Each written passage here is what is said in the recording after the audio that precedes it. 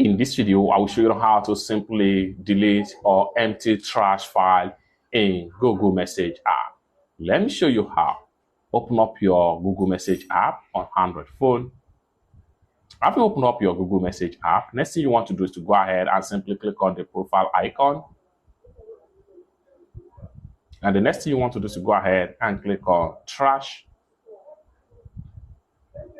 Just like so. So you have all trash data right here. All you have to do is to simply go ahead and click on this trash icon. Just like so. And the next thing you want to do is to go ahead and simply click on delete right here. So I'm going to go ahead and click on delete. Boom. All trash data has been fully deleted. It's that simple. For more useful tutorial, tips and tricks about Google Message app, consider to subscribe. Thank you so much for watching, and I hope to see you in my next video. Bye for now.